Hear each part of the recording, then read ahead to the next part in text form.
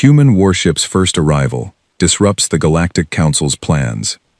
The navigation board was on fire. Not literally, but 3 amber warnings, 1 red fault, and a sound like a tin can rolling down a staircase meant Commander Nadia Vasquez Okafor was not having the morning she planned. "Martinez," she said, gripping the console edge as the INS, unyielding, shuddered through the tail end of an emergency FTL correction.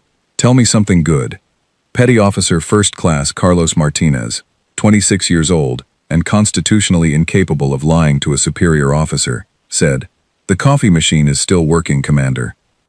That is the only good news on this bridge. She looked at the main display. The coordinates were wrong. Not slightly wrong. Not nudge it left 2 degrees wrong. They were wrong the way a man who meant to go to the grocery store winds up in another country wrong. The unyielding had dropped out of FTL in a corridor of space so far from their intended route that the star charts were pulling up sector designations she had never seen in 16 years of service. The Orion Neutral Zone.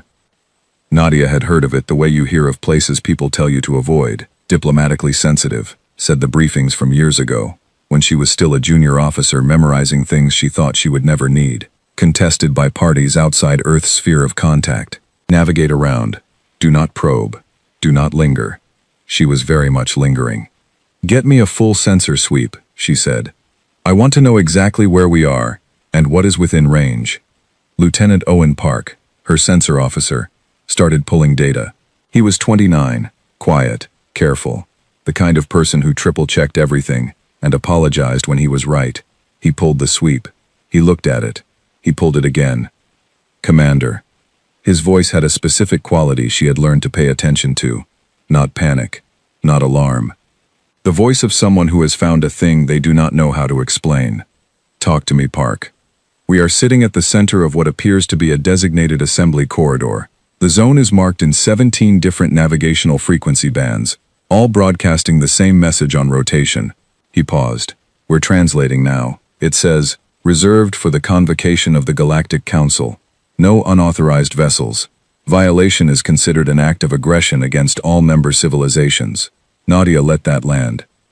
She looked at the unyielding, her ship, 160 meters of human engineering, armed to the teeth, because that was how Earth sent its vessels out, carrying a crew of 214 people who had signed up to explore and defend, and were currently parked in the middle of the galaxy's equivalent of a courtroom during an active session. "How many ships are in this corridor right now?" Park swallowed. 47 confirmed contacts, different configurations, different drive signatures. "I'm reading energy outputs that don't match anything in our database. Are any of them moving toward us?" "No, Commander." "Are any of them moving at all?" Park looked at his display for a long moment. "No." Every single ship stopped. Nadia picked up her coffee, drank it, set it down. "Get me a full comm broadcast on all open frequencies," she said. "Standard first contact protocol. Identification, non-aggressive intent, navigational error. Keep it short. Keep it honest." Martinez had the comm open in 12 seconds. Nadia leaned toward it. "This is Commander Nadia Vasquez Okafor of the INS Unyielding, Earth Naval Force. We are registering a navigational fault that placed us in this corridor without intent or authorization. We are not here in a military capacity. We are not here to interfere with any ongoing proceedings. We are working to correct our positioning and will vacate as soon as technically possible. We apologize for any disruption." She clicked off the comm. Park said, very quietly, "Commander, I'm getting a secondary reading on the long-range scan. There's a structure at the center of this corridor. It's enormous. I'm reading it as partially biological, partially constructed, approximately 6 kilometers in diameter." She looked at the screen. The structure floated there like a question she had not asked. "What is it?" "I think," Park said carefully, "that it is the chamber they're meeting in." The 47 ships remained perfectly still. The chamber sat there, vast and ancient, and lit from within by something that pulsed like breathing. 214 humans on a damaged warship in a place they were never supposed to reach. On the other side of that chamber wall, something was happening. Something that had been planned and managed and controlled for longer than Earth had kept written records. and Nadia had just dropped into the middle of it with a broken navigation system and a half-empty coffee mug. Martinez broke the silence. "Commander, I'm getting a response on the comm. Play it." The sound that came through was not sound the way Nadia understood sound. It had rhythm and structure, but it lived in a register that made the back of her teeth ache. The translation matrix worked on it for 11 seconds, which was 9 seconds longer than it usually needed. Then the translated text appeared on screen. Park read it aloud because his voice was steadier than hers would have been in that moment. "Vessel of unknown configuration. You are identified as non-registered. You are identified as non-catalogued. You are identified as the configuration that must not exist. Please confirm, please confirm, please confirm." The message repeated 3 times as though whoever sent it could not believe they were sending it. Nadia looked at the words on the screen. Configuration that must not exist. She bit into a protein bar, chewed, thought. "Martinez," she said, "respond. Tell them we confirm we are exactly what we appear to be. A human ship. From Earth. And we are very sorry about the navigational situation." She did not know, sitting on that bridge with amber warnings still blinking, that on the far side of the 6-kilometer chamber, a 900-year-old being named Keth Va of the Moorish Dominion had gone completely still. He had spent 200 years preventing this moment. He had spent 200 years managing, suppressing, redirecting, and quietly ensuring that the species called humans never found their way out of the small gravity well they called home.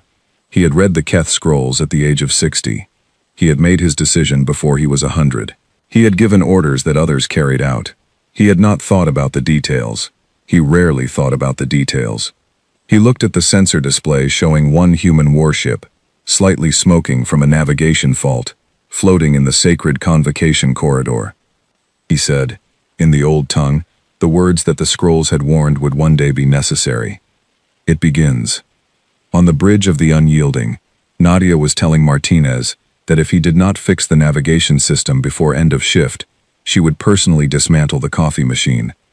The stars held still around them. The 47 ships still had not moved, and deep in the council chamber, 11,000 years of uninterrupted galactic order made a sound like a structure finding its first crack.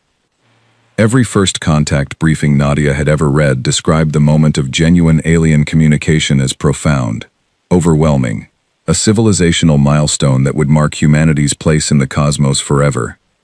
None of the briefings mentioned that you would spend the first 20 minutes of that milestone arguing with your engineering officer about whether the secondary coolant loop needed to be bypassed manually, or could wait until after the diplomatic situation resolved itself. "It can wait," Lieutenant Donna Reeves said, wiping her hands on a cloth that had been white 4 hours ago. "It is not ideal, but it can wait. We are not going to lose propulsion. We are going to lose efficiency. Define losing efficiency in numbers I can use. If we need to move at speed, we have about 60% of our standard output until I get down there and fix the bypass." "Can you fix it from up here?" "Theoretically." "Donna." "No. I need to go down and fix it physically." "Go fix it physically." Donna left. Nadia turned back to the main display, where Park was building a full picture of their situation, with the systematic patience of a man assembling furniture without instructions, reading every piece twice before placing it anywhere. The 47 ships had begun to move, not toward the unyielding.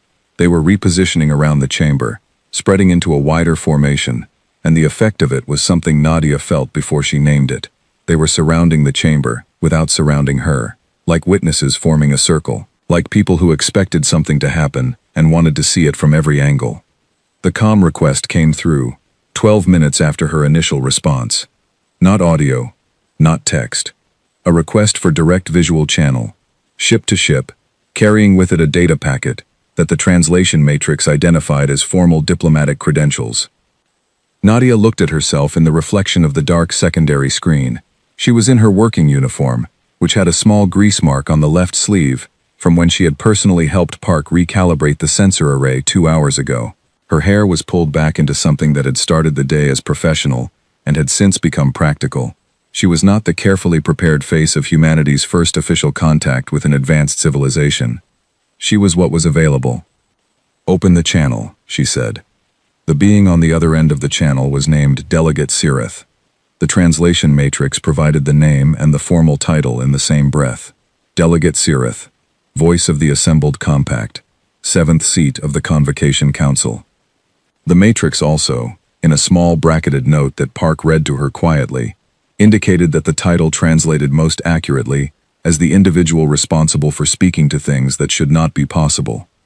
Sirith was fluid, in a way that made Nadia's eyes work harder than usual. 12 limbs, the outer 4 of which rested on the surface of the communication alcove in the same way a human might rest their hands on a table. The central body shifted color continuously, not dramatically, but the way water shifts when light hits it from different angles. The face, if it was a face, had 4 distinct sensory clusters that all pointed at Nadia simultaneously. She did not let any of this show on her face, because she had grown up in a neighborhood where showing what surprised you was the same as showing what could be used against you. Delegate Sirith, she said. Thank you for making contact. I want to be clear that our presence here is unintentional, and we have no desire to interfere with your proceedings.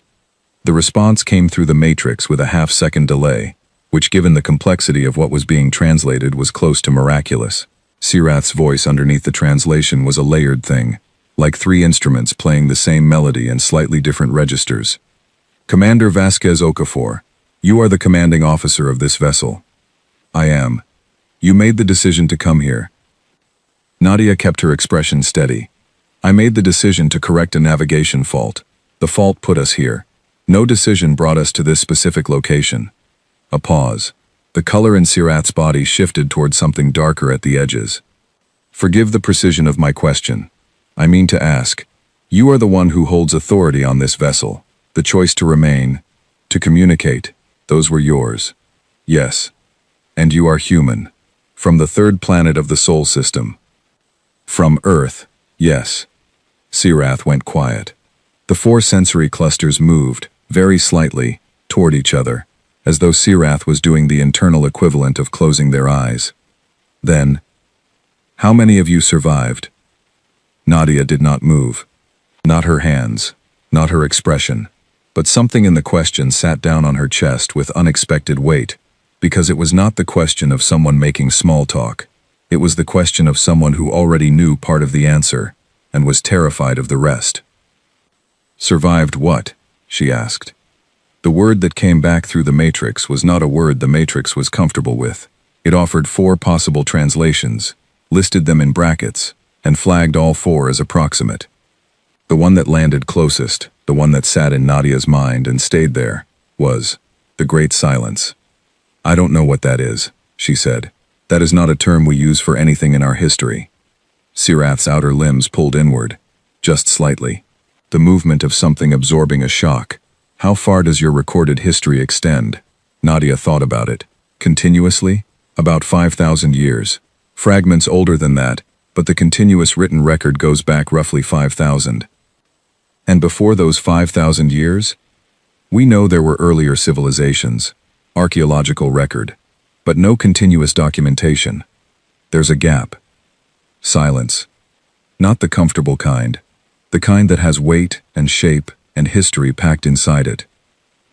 Commander, Sirath said, and the matrix flagged the tone as something between formal and careful. I must ask your permission to share information with you. Information that the Council has held in secured archive for 4,000 years. Information that concerns your species directly.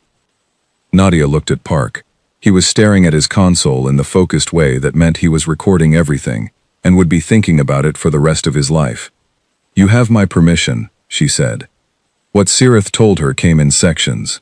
Not because Sirith was being careful about delivering it, but because the Matrix needed time with some of the older terminology, and because some of what was being said needed to travel through 3 different conceptual frameworks before it arrived in a form that human language could hold. 4,200 years ago, give or take a century, there had been a species. The records called them the Builders, though Sirith was careful to note that this was a council designation, not a name the species had used for itself.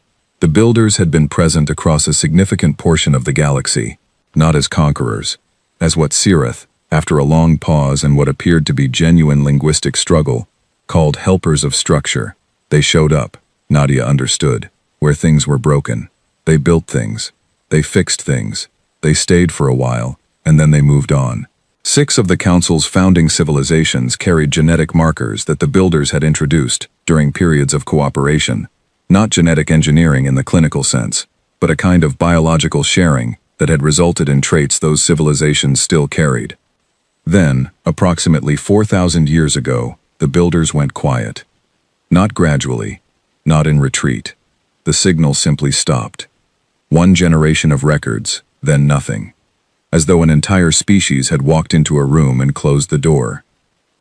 The Council searched, sent probes to the builders' origin system, a modest yellow star with several planets in a spiral arm that no major civilization had reason to pay attention to. They found a species in early development, stone tools, small settlements, no memory of what they had been. The word the Matrix produced for what had happened was the one that had also been flagged as approximate, the Great Silence, a biological event that had erased not just a civilization, but the memory of one, from the only species that could have confirmed it. "We believe," Sirith said, "that a pathogen was involved, something that targeted specifically the neurological pathways responsible for complex long-term memory encoding. It would have moved through the entire species within 2 or 3 generations. Your people would not have remembered losing what they lost. Their children would have had no context for what was missing. Within a century, the species that seeded 6 civilizations was living in the same valleys their ancestors had first walked, starting from the beginning, with no understanding of why." Nadia sat with that for a moment. She was thinking about something specific. She was thinking about a scratch on the edge of her console that someone had made with a tool, months ago, maybe longer, in a moment of boredom or frustration. She did not know who made it. She ran her thumb across it the way she sometimes did without thinking. Something enormous sat behind her ribs and she did not name it. "Why didn't you help them?" she asked. "If you knew where they were, if you watched them rebuilding, why didn't you intervene?" Sirath's outer limbs shifted again. The color at the edges of their body went very still. "There was a document," Sirath said. "Ancient, pre-council, found by one of the civilizations the builders had worked with, left behind in a structure they had built. The translation was debated for a century.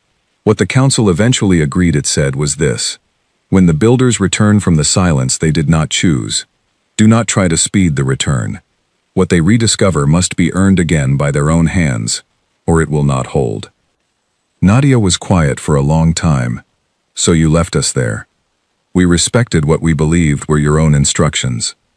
You left us there for 4,000 years. Yes." She looked at the console, at the scratch, at her thumb resting beside it. "And the council has been watching Earth since then?" A pause that lasted long enough to be its own kind of answer. "Monitoring," Sirith said. "Yes." Nadia lifted her eyes. "And the Keth scrolls? The prophecy about the builders returning?" Sirith's 4 sensory clusters all oriented toward her at exactly the same angle, and Nadia got the distinct impression that the question surprised them. "How do you know about the Keth scrolls?" "I don't," Nadia said, "but you used the word return, and you used the word instructions, and someone on this channel called us the configuration that must not exist. Those are not the words of a civilization that was simply monitoring. Those are the words of a civilization that was expecting something and trying to prevent it." Silence. "The Keth scrolls," Sirith said carefully, "contain the oldest predictions in council record. Among them is a passage concerning the builder return. The council has interpreted it in several ways over the centuries. One interpretation suggested the return would be disruptive, significantly disruptive, and someone decided to make sure the return never happened." Sirith did not answer. Nadia did not push. She already knew. She looked at the main display, 47 ships, surrounding the chamber, watching the conversation between one human commander and one alien delegate unfold in the middle of a corridor that no human ship was ever supposed to reach. She picked up the last corner of her protein bar. "Delegate Sirath," she said, "I think you and I are going to have a much longer conversation than either of us planned for today."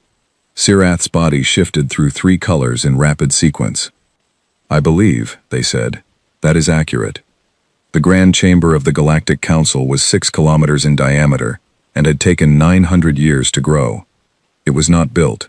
Nadia learned that detail from the briefing packet Sirith sent over before the formal session, a document that the translation matrix had worked through for 4 hours, before declaring it 91% reliable, which Nadia had decided to interpret as good enough. The chamber had been cultivated from a living structure, a space-borne organism native to a region of the galaxy so distant, it existed now only in navigational reference. The Council's founders had seeded it, shaped it over generations, and the result was something that felt, from the outside, the way a cathedral feels to someone who does not believe in what built it. She respected it. She was not moved by it. These were two different things, and she kept them clearly separated. She was not supposed to speak at the session. She had been invited as a diplomatic observer, which the briefing packet defined as a non-voting, non-speaking presence granted temporary status, pending formal determination of the unyielding standing. She would sit in the designated observer alcove, approximately the size of a large closet, positioned along the curved outer wall of the chamber, where she had full visual access and no official voice. Owen Park came with her because his translation matrix work was the best on the crew, and because, as Nadia told him, she needed someone next to her who would not whistle under their breath when things got interesting. Carlos Martinez, who absolutely would have whistled, stayed on the bridge. The session opened with a period of formal resonance, which turned out to mean that every species present produced their traditional ceremonial sound simultaneously, and the result was something that started at the back of Nadia's spine and moved forward. It lasted 3 minutes. She sat through it with her hands folded and her face composed. Then it began. 47 species. The chamber arranged them in a curved formation that gave every delegation equal sightline to the central speaking area, where a platform of living material pulsed with soft light. Translators worked on every channel simultaneously. Nadia's earpiece gave her a running feed, and Park's datapad captured everything on text alongside it so they could compare in real time.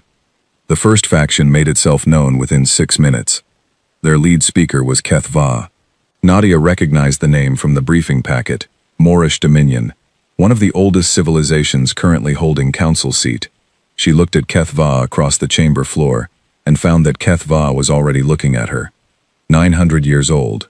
The briefing packet had mentioned it casually, the way packets mention things that are true but hard to absorb. 900 years. Nadia was 34. She had a good chance of seeing 100. She looked at Keth Va and understood, in a way that did not require calculation, the difference between them. Keth Va spoke in a language that moved through the air like something physical. The translation came a half-second behind. The situation is clear.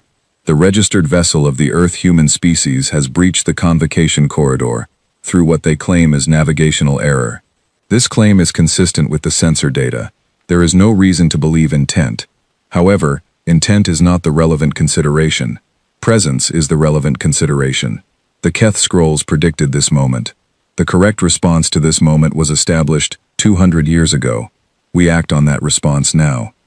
Nadia watched him. His body language, whatever portion of it she could read across the barrier of species, was controlled, precise.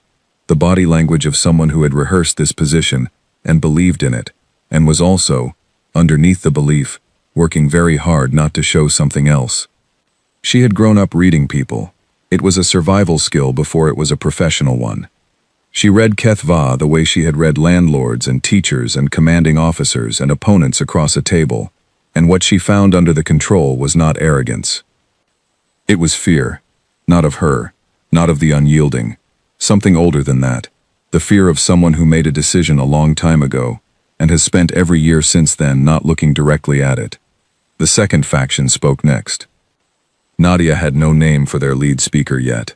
The translation packet was still building the contextual files, but she had already mentally tagged the species as the absorptionists because that was what they were arguing for. Their speaker moved with a fluidity that made Sirith look rigid by comparison, and their argument had the polished edge of something prepared well in advance. The builder heritage is a genetic and cultural asset of the First Order. 6 of this council's founding civilizations carry that heritage in their cellular structure. The humans have rebuilt from nothing, in 4,000 years, to FTL-capable warship construction. The correct response is not isolation. The correct response is immediate induction. Their knowledge, their biology, their demonstrated capacity for rapid development. All of this belongs in the Council's resource pool. Park leaned close to Nadia and said, very quietly, "They're talking about us, the way someone talks about land they want to develop."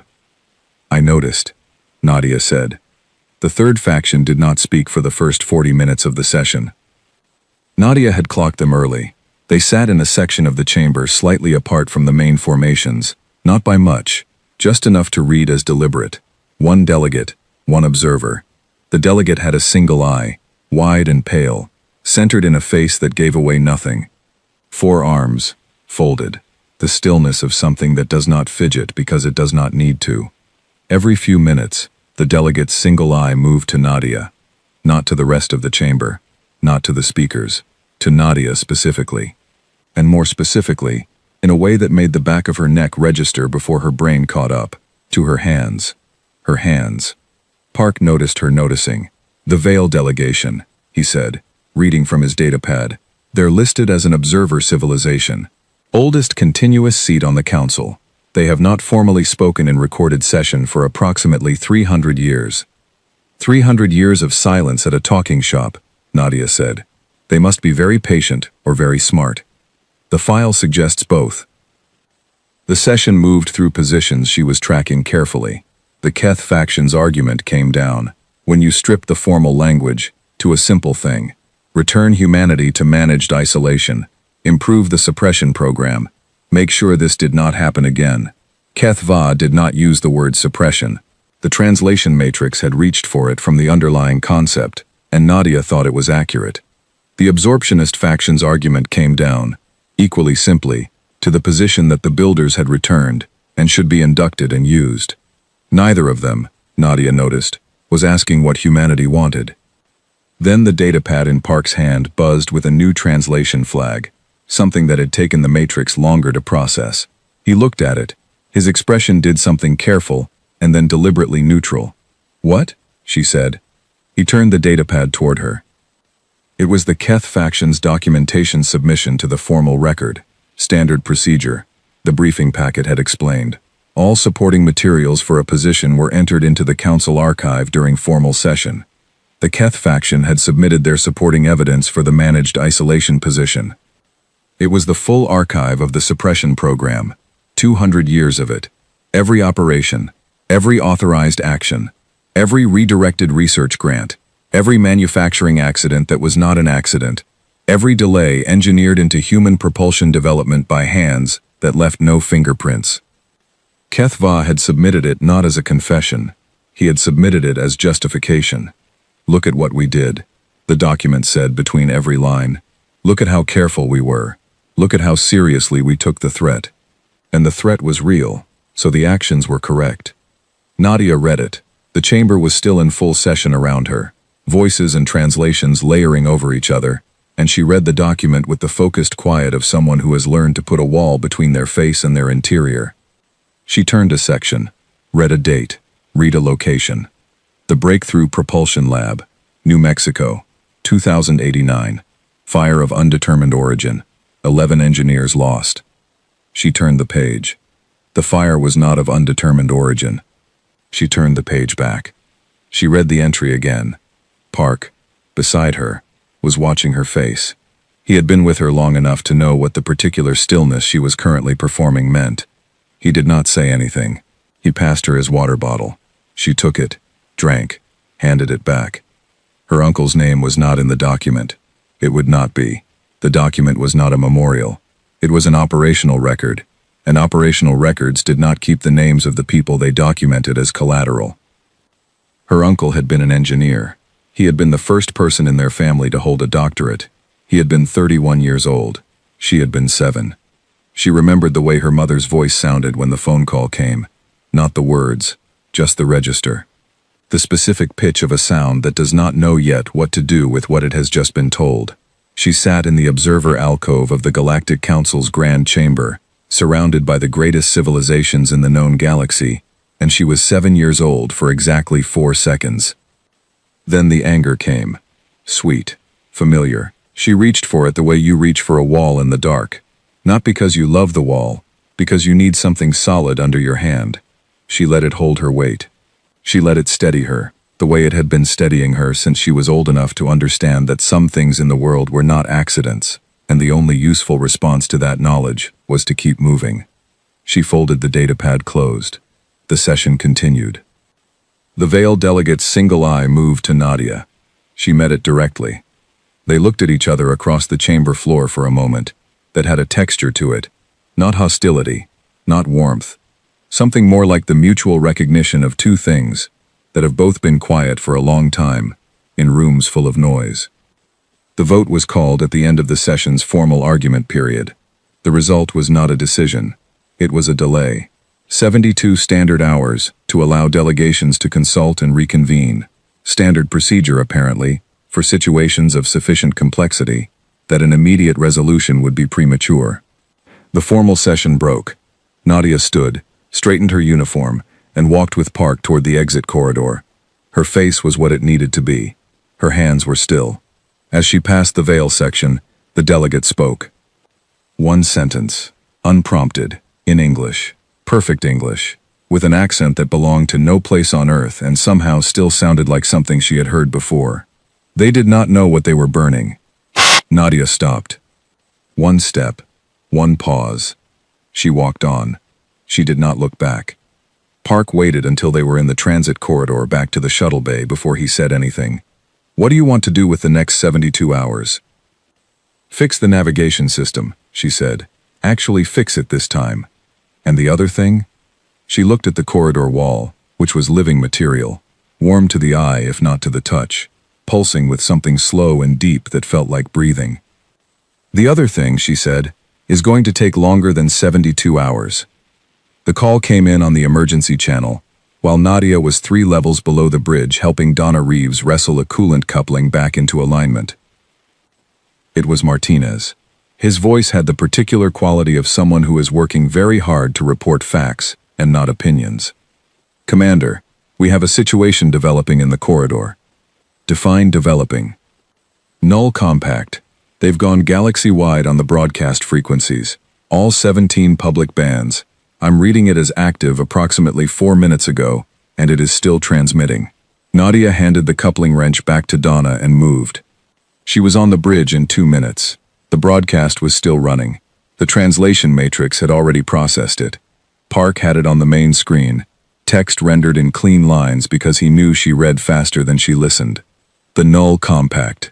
She had not encountered the name in the Council's formal session, but it had appeared in the background briefing materials that Sirith had sent over, tucked in a section covering non-member organizations with observer status, and a note that said, in the flat tone of bureaucratic understatement, that the compact held views considered outside the mainstream Council position.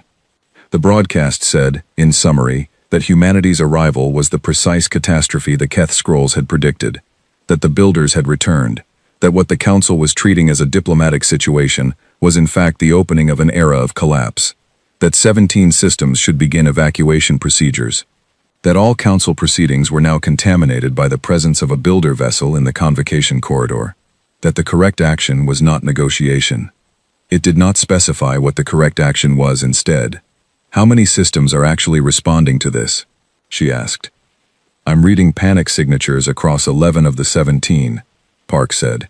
Traffic disruptions, emergency channel spikes, broadcast overrides on local networks. It is moving fast. Are any of those systems moving military assets? Not yet, but 2 Council delegates have already resigned their seats. I'm reading it in the formal record feed. Carlos Martinez, who was not supposed to editorialize, said, in the last 6 minutes, the Unyielding has become the most famous object in the known galaxy. Fantastic, Nadia said. Someone get me Sarith on comm. But before Sarith came through, the long-range sensor board lit up with a distress signal. It was close, relatively speaking. A Moorish transport vessel, civilian registration, caught in the traffic gridlock that the panic had created in the approach lanes outside the corridor. The vessel was not in danger of destruction, but it had lost maneuvering capability and was being pushed by the gridlock pressure toward a debris field along the lane's outer boundary. Nadia looked at the signal. She looked at the political situation unfolding across 17 systems. She looked at the distress signal. Park, Get me a navigation solution to that transport. Park looked up. Commander, we are in the middle of a Galactic Council situation that directly involves this vessel. The ship is in distress. Get me the navigation solution. Yes, Commander.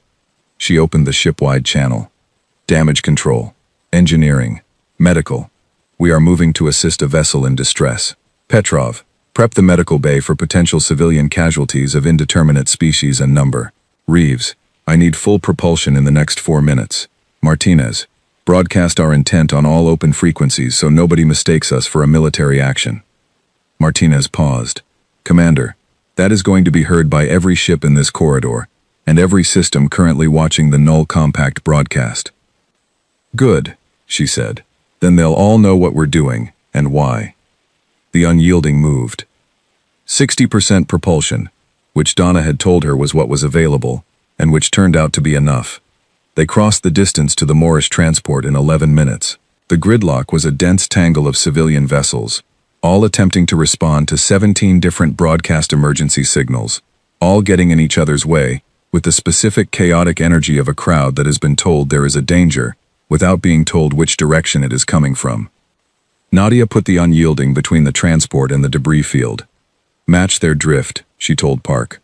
Hold us here. Martinez, get me comms with the transport crew. The transport crew, it turned out, were 7 Moorish civilians, the same species as HFY, but younger, much younger, and considerably more frightened. The Moorish were a large-bodied species, bilaterally symmetrical, with a surface texture that shifted between smooth and ridged, depending on their emotional state. The ones Nadia could see through the visual channel were very ridged. You are the human ship, the transport's captain said. It was not a question. We are the human ship, Nadia confirmed. We are here to assist. Can you tell me the status of your maneuvering systems?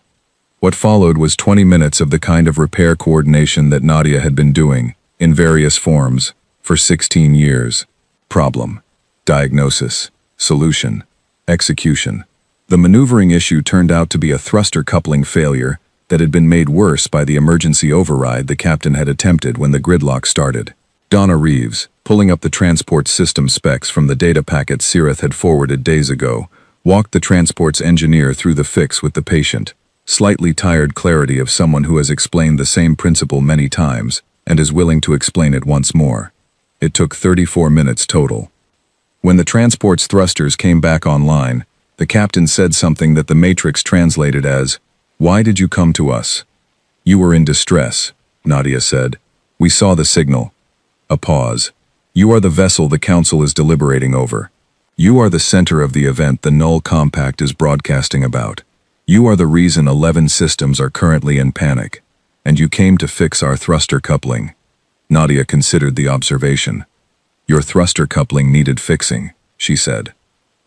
She closed the channel and checked on the rest of the situation. Dr. Petrov had been busy. Lieutenant Ria Petrov was 24 years old, from Osaka by way of a father who had grown up in Kolkata, and a mother who had never lived anywhere longer than 3 years. She was, in Nadia's professional assessment, the best instinctive diagnostician on the crew, and also constitutionally incapable of passing a situation where someone needed help without stopping to provide it. This was occasionally inconvenient, and always valuable. In the time it had taken Nadia and Donna to sort the thruster coupling, Petrov had identified a secondary vessel in the gridlock, a smaller craft carrying what turned out to be a Moorish family, 2 adults and 4 children, who had taken a civilian route through the corridor when the emergency broadcast started and had no idea where to go. She had opened a channel, walked them to a holding position outside the main gridlock, and then, because they were frightened and small, and the adults were trying not to show the children how frightened they were, she had stayed on the channel and talked to them. She was, when Nadia checked the feed, teaching the children a hand-clapping game. The children were 6-fingered. The game required adaptation. Petrov was adapting it in real time, with the cheerful persistence of someone who does not believe any problem is unsolvable, just differently shaped. She was also, Nadia noted, losing badly at the adapted game. The children were delighted. The Null Compact's secondary broadcast came through 12 minutes after the thruster repair. It was not what Nadia expected. The Compact's language was still the same. Warning of catastrophe. pointing to the builder return as confirmation of their long-held predictions, calling on the council to act. But embedded in the broadcast was something new, a reference to the unyielding, not as a threat, as evidence. "Observe how the builders move through chaos," the broadcast said, and the translation matrix rendered it in the same flat tone it used for everything, giving no indication of whether this was condemnation or something else. "Observe the pattern. Observe the behavior. This is what the scrolls describe. This is why we have always feared the return." Park looked up from his station. "Commander, I'm reading the panic curve across the 11 affected systems. And? It's bending downward," he said. He said it the way he said things that confused him, with the careful enunciation of someone making sure they are reading the data correctly. The null compact called attention to what we were doing, and the panic response started decreasing. They meant it as confirmation of their warning. The systems watching the feed are responding to the visual of what we were actually doing. What were we actually doing? He looked at the feed. Donna on comms with the transport engineer. Petrov and the children. The game now apparently involving a counting song in 2 languages. Martinez broadcasting their status updates on open channel, so the gridlock vessels could navigate around them more effectively. "Fixing things," Park said, "and making a lot of noise while doing it." The comm request from Sireth came through at that moment. Nadia took it. Sireth's color pattern was moving faster than it had in their first conversation, which Nadia had learned to read as the equivalent of someone talking with their hands when they are excited. "Commander Vasquez Okafor, I have been watching the sensor feed from the corridor. Then you know what we have been doing." "Yes, I know what you have been doing." Sireth paused. "I also know what the panic curve is doing across 11 systems." Another pause. "And I know what the null compact said in their second broadcast." Nadia waited. "They called you the builder pattern," Sirath said. "They meant it as a warning. Commander, I have been on this council for 60 years. I have studied the Keth scrolls for 40 of those years. I believe I have been reading them wrong for all 40. What did you think they said? I thought they said the builder return would cause disruption, catastrophe, that the civilization the builders returned as would be powerful, aggressive, a destabilizing force." Sirath's color pattern stilled completely for a moment. "I think what the scrolls actually describe is exactly what I am watching on the sensor feed right now." Nadia looked at the feed herself. Her crew, 1 Moorish transport with working thrusters, 4 6-fingered children absolutely destroying Petrov at a hand game. "What do you think you're watching?" she asked. "I think," Sirath said carefully, "that I am watching a species that does not know how to do nothing in the presence of a problem. I think the scrolls were not warning against the builder return. I think the scrolls were describing what the builder return would look like, so that the civilizations the builders had helped would recognize it when it came." The feed showed Petrov leaning toward the camera to make a funny face at the children. The children lost their composure entirely. Nadia reached for the last of a protein bar she had forgotten she was still holding. She chewed. She thought. "Sireth," she said, "the second session reconvenes in 30 hours. "Yes. I would like to be allowed to speak at that session." Another pause. "You are registered as a non-voting observer. Speaking in formal session would require a motion from a seated member. Can you make that motion?" "I can," Sireth said. "It would be opposed. But can it pass?" The longest pause yet. "It can pass," Sireth said. She wrote it out the night before. Not a speech. She did not write speeches. She wrote the shape of what she needed to say, the way you draw a map of a place you have already been, not to find your way, but to confirm that the path exists. Then she looked at it, crossed most of it out. What was left was shorter than she had planned, and more honest than was comfortable, and she decided that was probably correct. The session opened with the same formal resonance as before, and this time, Nadia sat through it with her hands flat on the table in front of her, not fidgeting, not performing calm, just present. Sireth made the motion. The opposition came immediately from the Keth faction. Procedural, formal, by the book. Keth Va did not speak for the opposition himself. He sat in his delegation seat and watched with the stillness of someone who has gone very quiet inside. The motion passed with 31 votes in favor, 12 opposed, 4 abstaining. Nadia stood, walked to the central speaking platform, and turned to face 47 civilizations. She did not grip the platform edge. She did not straighten her already straight uniform. She stood the way she stood, on her own bridge, when she was about to give an order she had already decided on. She said, "We did not come here on purpose." The chamber was very quiet. We don't do most things on purpose. We rebuilt a planet we had broken, and then found new ways to break it while we were fixing it. We have been at war with ourselves, in various forms, since before your oldest empires existed. We are not a settled civilization. We are not a careful one. She paused. We are not what the Keth scrolls predicted, if what was predicted was a military threat. We are not what the absorptionists want, if what they want is a resource to be directed. We are what we are, which is a species that woke up one morning with no memory of being anything else, and spent 4,000 years figuring it out from the beginning. She let that sit. There is a formal document in your council archive now. It was submitted by the Keth faction as support for their position. I read it during the last session. The document describes 200 years of deliberate interference with human scientific development. It describes fires set in research facilities, and manufacturing accidents that were not accidents, and funding withdrawn from programs that were close to producing results. She kept her voice level. The anger was there. It was doing its job, holding the floor under her, keeping her standing. 11 engineers died in one facility alone. Their names are not in the document. I would like them entered into the council record now.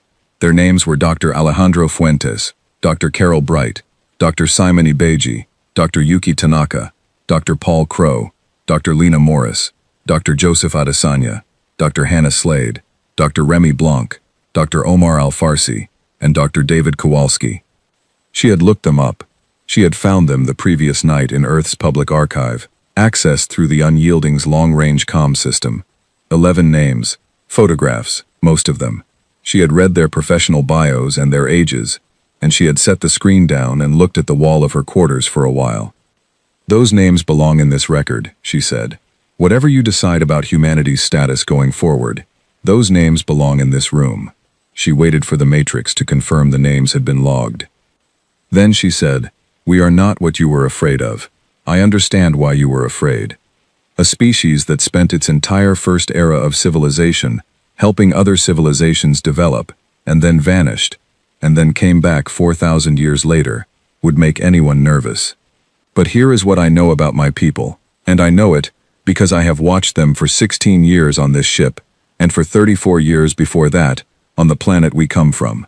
She looked across the chamber, at the Keth faction, at the absorptionists, at the Veil delegate's single, pale, entirely focused eye. "We don't stop," she said. "We argue about everything, and we make a lot of noise, and we are deeply, comprehensively average at most things, except for two.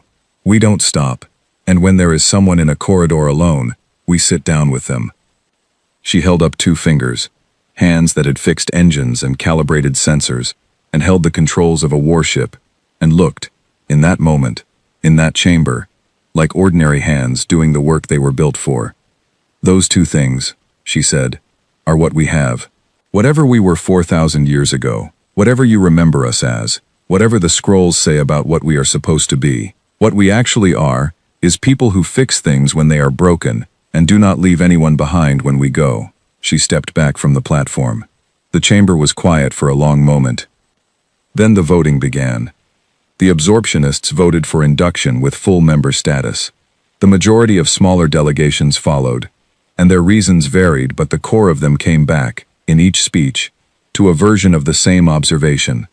What they had watched the Unyielding's crew do in the corridor was not what they had expected. They had expected power, or aggression, or at minimum the careful performance of non-aggression.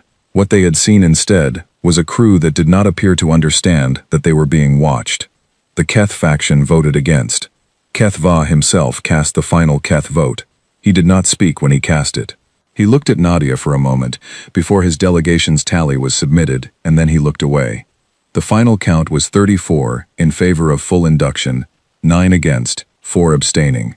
The Veil delegate was among the 4 who abstained. Nadia noted it. She filed it away. She did not celebrate. She stood at the side of the chamber, while the formal record was being updated, and she thought about Petrov, who was probably still on the comm with those Moorish kids. She thought about Martinez, who had correctly predicted that broadcasting their repair work on open channel would be noticed. She thought about Donna, elbow deep in a coolant loop, singing something under her breath in the specific key of someone who cannot carry a tune and does not mind. She was thinking about all of this when someone stopped beside her. HFY. 900 years old. He was taller than she had understood from the chamber distance. His surface was a dark gray that the briefing packet had described as the Moorish equivalent of a very formal suit. His eyes, two of them, amber and deep, were directed at her face. She waited. "I believed," HFY said, "that I was protecting the galaxy from you." His voice through the translation matrix was very old, not weak. Old the way bedrock is old, dense with something that has been there a long time. Nadia looked at him. She was thinking about her uncle, about the document, about 11 names she had read from a list the night before, about a lab fire that was not an accident in a building she had never seen. She did not say any of this. "You were protecting yourself from a mirror," she said. She walked away. Not fast, not dramatically. She walked the way she walked on her own ship, covering ground with the steady pace of someone who knows where they are going and has other things to do when they get there. Park fell into step beside her at the corridor entrance. He had been waiting there. He was good at waiting in the right place. "The formal record update will take approximately 6 hours," he said. "Sirith wants to schedule a full briefing on council protocols and member responsibilities for tomorrow. Martinez says the navigation system is fixed. Actually fixed this time. He also says Petrov is apparently being challenged to a rematch by the Moorish children, and that she is training for it." Nadia made a sound that was not quite a laugh, and was not quite not one. "And the Null Compact?" she asked. "Still broadcasting, but 3 of their supporting civilizations have publicly distanced themselves in the last 2 hours. The second broadcast, the one where they pointed at us fixing the thruster coupling, seems to have had the opposite of their intended effect." "Good," she said. They walked through the corridor toward the shuttle bay. The corridor walls pulsed with the slow, deep rhythm of something alive. Nadia ran one hand along the surface, just briefly, as she passed. It was warm under her palm. She thought about a scratch on a table in a briefing room. Someone bored, same as her, different century. She thought about what Sirith had said about the builders. Showed up where things were broken. Built things. Fixed things. Made noise while they did it. Stayed for a while.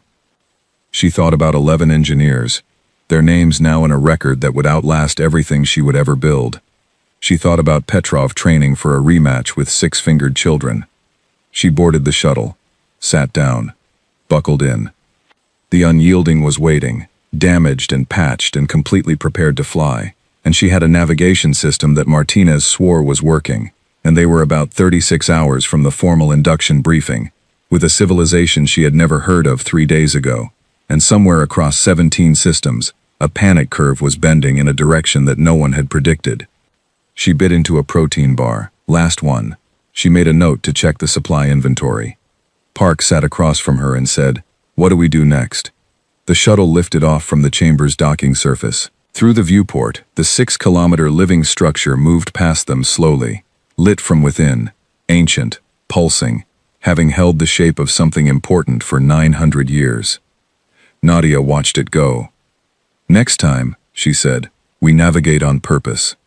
She looked out at the stars, at the corridor full of 47 civilizations that had just voted to let humanity into the room, at the space between where she was and where Earth was, less far now than it used to be, more connected than it had ever been. She was thinking about the scratch on the table, about the hands that made it, about how the galaxy had spent 4,000 years being afraid of what humanity would bring when it came back, and what humanity had actually brought was a crew that did not know when to stop, and a doctor who was currently losing at a hand game she invented 20 minutes ago, and an engineer who fixed things while singing off-key in the dark. The Unyielding's hull came into view through the viewport. 160 meters of human engineering, amber warning lights finally dark, propulsion at full capacity, ready to go somewhere intentional, for the first time since the navigation fault that had dropped them into the most important moment in human history. She finished the protein bar. She crumpled the wrapper, tucked it in her pocket, and did not litter in the shuttle. Some things, she thought, you carry with you. Some things you put down. 11 names in a galactic record that would outlast all of them. Kethva's face, very still, looking away. The veiled delegate's voice in an empty corridor. They did not know what they were burning. The shuttle docked. The unyielding waited. The stars held still for exactly as long as they always had, and then the ship was moving, and humanity was somewhere new, and the galaxy, whether it was ready or not, had just discovered what it had been afraid of all along. People who show up, people who stay, people who make entirely too much noise while they are fixing things, and do not, under any circumstances, leave anyone in a corridor alone.